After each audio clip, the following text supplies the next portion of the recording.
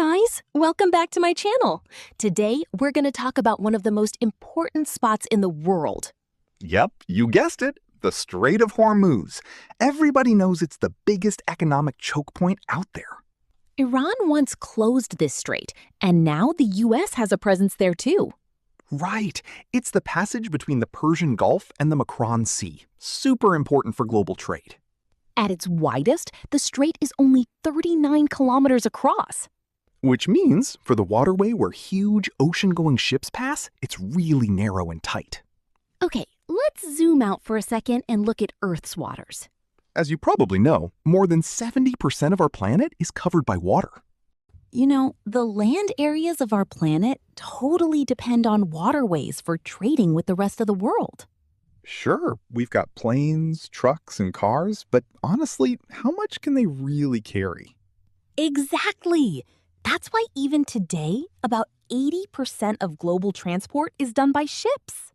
At any given time, between 100,000 and 300,000 vessels are moving across Earth's waters. Out of those, around 60,000 giant container ships are constantly on the move. And depending on the season, anywhere from 10 to 17,500 oil tankers are sailing too. So, what's the most important cargo being shipped these days? Oil and petroleum products. That's what dominates global shipping right now. Sure, container ships and other vessels are really important. But oil tankers, even though there are fewer of them, are like the lifeblood of our planet. Because without oil tankers, those container ships and other vessels would run out of fuel and stop moving. Exactly. Oceans may look vast and endless, but in some places they narrow down into straits. And keeping those straits open is absolutely critical. Some of the most important straits today are the Strait of Gibraltar, linking the Mediterranean to the Atlantic, controlled by the UK. Then there's the Panama Canal. Technically a canal, but it works like a strait, connecting the Atlantic and the Pacific. The Suez Canal is another key one. And finally, the Strait of Hormuz, the most important strait in the world. The Strait of Hormuz lies between Iran and Oman, and technically, it should be controlled by these two countries. Right. Ever since the British left the Persian Gulf, Iran has been the one managing it. For example, a few years ago, a giant container ship got stuck in the Suez Canal, blocking the waterway for days. And just those few days caused tens of billions of dollars in losses to the global economy. But the Strait of Hormuz is on another level. It's like the jugular vein of the planet. So why is it so important? Because it doesn't connect two oceans, but instead links the Persian Gulf, which isn't that big, through the Makran Sea to the Indian Ocean. The Persian Gulf itself is the key part of the region, surrounded by 8 countries: Iran, Iraq, Kuwait, Saudi Arabia, Bahrain, Qatar, the UAE, and Oman. And here's the catch. 4 of those countries rely solely on the Strait of Hormuz to reach open waters: Iraq, Kuwait, Bahrain, and Qatar. These days, everyone knows the Persian Gulf and the lands around it hold the largest oil and gas reserves everywhere. Some might say Venezuela has the biggest oil reserves. True, as a single country it does. But here, we're talking about 8 countries together, each with huge reserves, especially Iran, Iraq, and Saudi Arabia. The world consumes about 100 million barrels of oil every single day. And here's the striking part. 21% of that oil passes through the Strait of Hormuz daily. You might think gas, petrochemicals, or fertilizers also move through. Yes, but they're all included within that same 21 million barrels already. So just imagine how critical this strait is. 21% of the world's oil, the planet's most vital energy source, flows through this narrow passage. Beneath the waters of the Persian Gulf and the surrounding lands lies more than 50% of the world's oil. And as you know, oil can't just be produced anywhere. It has to be extracted where it's found. Alongside that oil, the world's largest gas reserves are also here. About 40% of global natural gas is under the Gulf. with the biggest field being South Pars, shared by Iran and Qatar. So now you can see how critical this 39-kilometer strait really is. Because if the Suez Canal gets blocked, ships can still reroute around Africa. But the Strait of Hormuz has no alternative.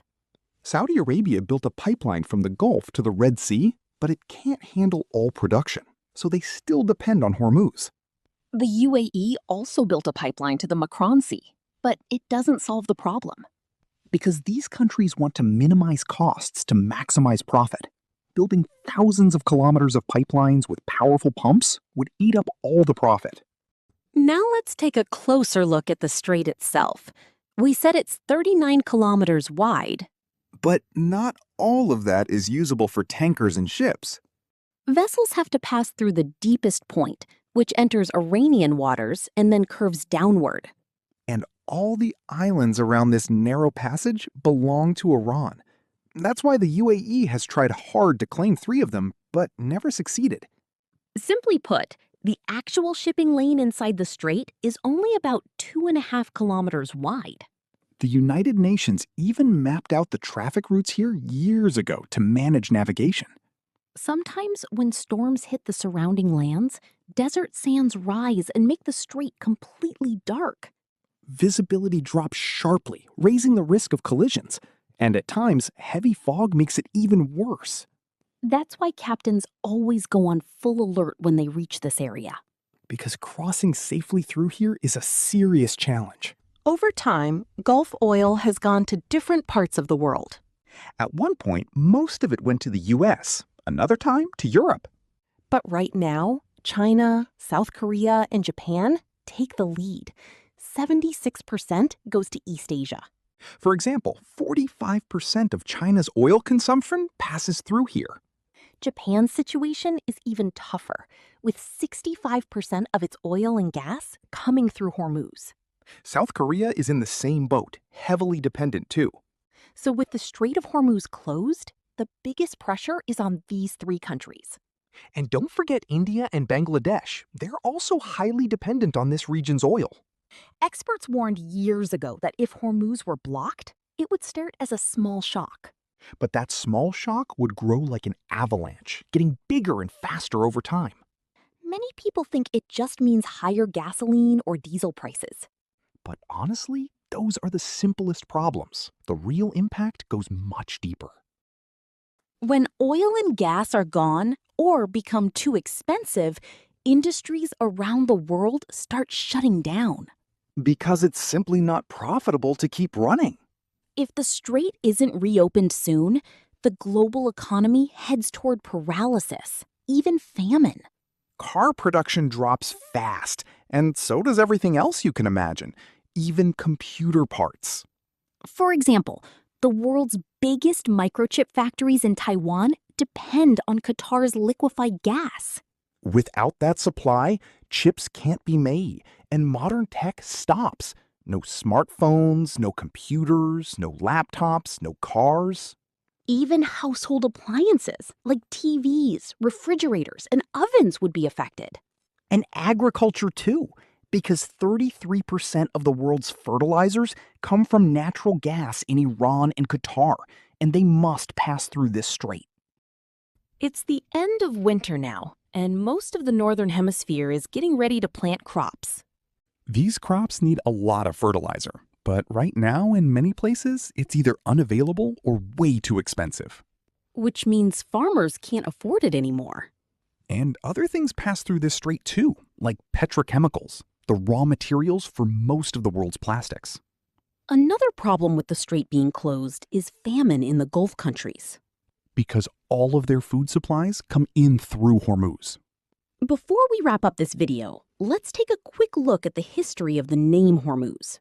The name comes from Ahura Mazda in Zoroastrian tradition, and historians believe King Shapur II of the Sassanid dynasty named it after his mother, Ifra Hormuz.